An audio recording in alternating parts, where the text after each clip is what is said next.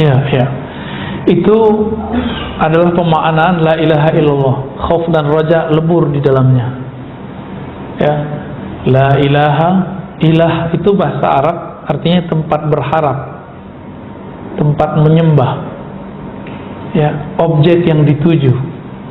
Maka kalau kita mengatakan la ilaha illallah, ya Rabb, tiada kehendakku, tiada tujuanku kecuali Engkau. Itu la ilaha illallah. Maka seorang dai, seorang guru, seorang murid itu wajib mengamalkan la ilaha illallah. Maka di torikot saya torikot ngaji. Nah, ngamalin ngajinya gimana? Minimal setiap pagi dan sore baca la ilaha illallah 100 kali. Ilaha illallah dengan makna tadi. Makna yang paling ujung, la maksuda illallah. Tiada yang kami tuju, tiada yang kami harapkan, tiada yang kami leburkan kehendak kami, tujuan kami kepadanya kecuali Allah Subhanahu wa ta'ala. Jadi baca la ilaha illallah itu munculkan makna itu, Pak. La ilaha illallah, la ilaha illallah. Bisikkan ke kolbu. Kita sudah gak ada masalah orang mau zikir keras, mau zikir lembut, itu urusan dia. Ya, yang penting keras ke dalam kolbunya, supaya kolbu yang tuli dia langsung sadar dengan kalimah ini. Itu zikir favorit saya setiap kali ba'da sholat. Ya, ternyata dalam hadis Nabi, hadis Imam Nasai, ada beberapa model zikir. Ada zikir 33 subhanallah, alhamdulillah, Allahu akbar. Tutupnya la ilaha illallah 100 sekali. Jadi 33 tambah la ilaha illallah 100. Tapi ada yang unik. Nabi berzikir subhanallah 25, alhamdulillah 25, Allahu akbar 25, la ilaha illallah 25. Di hadis yang lain enggak. Nabi mengatakan subhanallah bihamdi subhanallah 100 kali. Berarti itu cuma contoh aja. Nah, saya kalau sudah zikir la ilaha illallah bisa-bisa nggak ada angkanya, Pak. Senikmat-nikmatnya, senyaman-nyamannya, sepanjang waktu yang ada. Dan nikmat sekali. Makanannya kolbu itu zikir la ilaha illallah. Itulah makna afdalul zikri la ilaha illallah. Makanan kolbu terlezat itu la ilaha illallah. Namun harus tahu caranya. Ya. Kalau belum tahu cara buatnya, maka mintalah agar dibuatkan oleh guru yang ahli. Itulah koki kolbu, ya, ahli masak kolbu. Jangan cuma memanjakan lidah, datang ke resto karena kita tahu masakan di situ enak.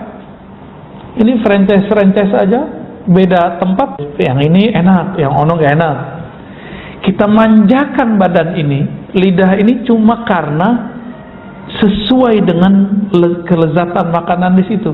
Mau antri bahkan, mau nunggu, beberapa kita lihat berdiri.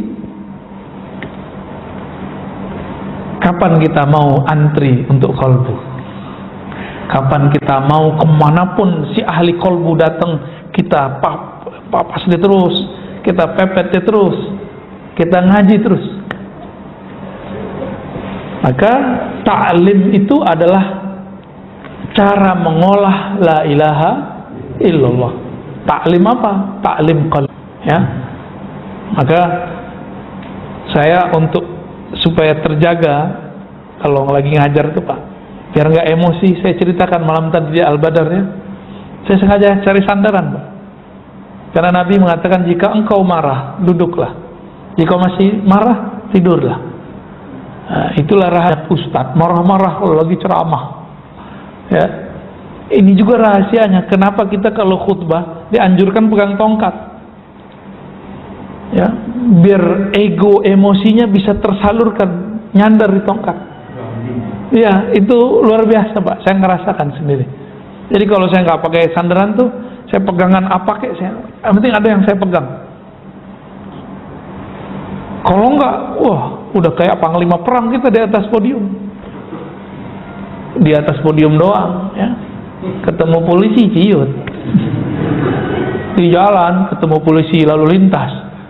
Mana STNK-nya? Wah, ciut juga kita, ya. Oke, gitu, Pak, ya. Silakan ambil kepada ahlinya bagaimana cara mengolah, membumbui la ilaha illallah. Nanti ketemu makna itu. Ya. Cukup. Nah ini depan dulu ya. Assalamualaikum warahmatullahi wabarakatuh. Assalamualaikum warahmatullahi wabarakatuh. Mengenai pembahasan yang tadi, saya mau tanya, bagaimana kita bisa memfatwakan kaum kita dengan jawaban yang tadi, Pak? Sehingga ada sesuatu orang yang berbicara A atau B atau C, kita tidak terpengaruh. Tadi kan kita harus bertanya kepada kaum kita. Betul. Kita belum bisa berkomunikasi. Iya. Itu yang pertama. Yang kedua, apa yang Rasulullah ajarkan tentang politik kepada umat Islam? Kita semua contohnya apa saja? Mendengar, saya sendiri juga mendengar Rasul memberikan kebijakan politik tentang suatu negara atau daerah pemerintahan sehingga menjadi contoh gitu. Iya, bagus.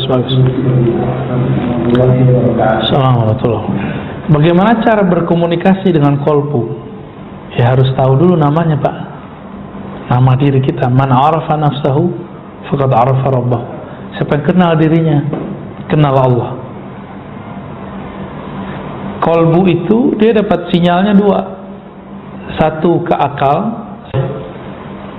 Si akal dipengaruhi oleh pendengaran, pandangan, lalu baru dia berpikir. Itu kemudian akan mempengaruhi akal juga.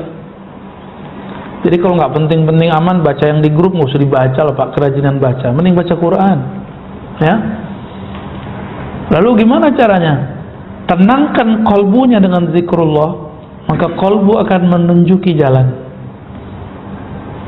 Ala bizikrillah tatma'innul qulub. Ketahuilah hanya dengan menyebut nama Allah kolbu jadi tenang. Kalau belum ketemu guru yang bisa menghantarkan kita untuk mengenal diri kita sebenarnya, cukup cari dulu guru yang bisa menghantarkan kita bagaimana menyebut nama Allah dalam kolbu. Disebut dengan talqinuz zikr. Ya, cari guru yang bisa mentalkin. Ya. Banyak masyayikh bisa. Ya, dicari dulu lah. Saya dulu kan lama juga nyarinya ya. Sampai kemudian kita dapat bermacam-macam. Di sini terdapat getarannya, di sini tidak. Setelah kolbu itu terbiasa zikrullah, akhirnya dia tenang. Kalau kita tenang, baru kita bisa mendengarkan dia lagi berisyarat apa. Pernah ngeliat ada orang marah? Pernah. Jangan-jangan kita marah tiap hari. Kalau kita lagi marah, orang apa ngomong apa, kita denger nggak? Nggak hiraukan. Atau kita lagi cemas nih, klusak-klusuk, bisa nggak kemudian jangan kumpul hari ini jangan nggak tenang, ya? Handphone ketinggalan, padahal di sakunya. Kacamata nggak tahu di mana nih, padahal udah kacamataku, ya. Itu sering terjadi, ya, sering terjadi. Jadi tenangkan kolbunya dengan zikrullah. Zikir di kolbu itu khusus Asmaul Husna tanpa menyebut kata-kata yang lain. Misalnya Rahman, ya Rahman, ya Rahman, itu aja. Allah, itu aja. Tapi itu ada tekniknya, ya, supaya kolbu ini bisa menyerap nama ini. Itu yang pertama ya. Jadi zikir kolbu kan, dan nanti berbicara apa. Terus yang kedua tadi tentang ada nggak contoh langsung dari Rasulullah beliau mempunyai kebijakan politik. Yang pertama saya kasih tahu, di masa Rasul Shallallahu Alaihi Wasallam, Nabi itu politiknya di pola Makkah beliau ngalah. Bahkan di pola Madinah beliau maju mundur, bahkan di tahun ke-6 masih ngalah ketika perang Hudaybiyah. Bukan perang, perjanjian Hudaybiyah. Perjanjian itu kan dibuat ketika Nabi hendak mau masuk kota Mekah, dihalangi. Berarti belum mundur juga sejenak. Jadi kebijakan politik Nabi itu sering ngalah untuk menang, sering ngalah untuk menang. Apalagi Nabi SAW awal-awal Karena Madinah itu kota kecil, kota Yathrib. Nabi yang bikin, karena ketika Nabi masuk kota Madinah, banyak rombongan imigran pindah. Jadilah Madinah kota yang hidup. Jadi hidup kota Madinah. Tadi disebut kota Pak Yathrib gitu. Yathrib itu nama orang. Ya, kampung desa lah, desa Yathrib. Lama-lama jadi kota besar, maka disebutlah Al-Madinah, kota besar An-Nabawiyah, yang sudah diwarnai, dihidupkan oleh Nabi Sallallahu Alaihi Wasallam. Cara Nabi menghidupkan kota itu, ini contoh. Nabi mau bikin masjid, pakai tengkar nggak Nabi bikin masjid? Tengkar dulu baru bikin masjid ya. Ya di sono nggak kunut, bikin kunut. Nah, gitu. Atau pengajian kita nggak di sini, di sono. Itu di beberapa masjid cuma masalah kunut Pak. Itu buat masjid baru. Sekarang udah beda lagi nih. Udah beda lagi, masjidnya hilang. Bangunannya masih ada, masjidnya udah hilang. Paham maksudnya ya? Nabi itu ketika jalan masuk kota Madinah, itu tangannya dipegang, dicium tangan semua orang yang lewat ya. Tangan Nabi dipegang ya, selama mereka masih bisa megang tangan Nabi. Tapi Nabi berombongan ya, terus kata semua kaum, semua suku, wahai Rasulullah, bangunlah masjid, bangunlah rumah di komplek kami, di klan kami, di suku kami. Di sini banyak tanah kosong. Nabi mengatakan, da'hu, biarkan ontaku, fa innaha ma'murah, dia sedang diperintah oleh Allah. Terus sampailah di depan rumah Abu Ayyub Al-Ansari. Nabi kemudian kaget, si onta ternyata berhenti di sana, lalu duduk di sana. Ia buruk, duduk. Maka kemudian Nabi mengatakan kepada keluarga Abu Ayyub, wahai keluarga Abu Ayyub Al-Ansari, saminuni haitakum, berapa harga tanah kalian? Tahu nggak Bapak, tanahnya tanah apa? Tanah kuburan. Itu tanah kuburan yang dijadiin masjid. Kuburan orang-orang musyrik di situ. Jadi Nabi cari tanah yang udah nggak bakal dijual orang, yang orang udah nggak perhatiin, dan tidak ada yang berbangga dengan tanah itu. Abu Ayyub tinggal di depan itu, di depan tanah kuburan. Orang nggak ngira Abu Ayyub bakal diperhatikan Rasulullah SAW. Ternyata di dalam batinnya dia berdoa, ya Allah, kami nggak punya apa-apa.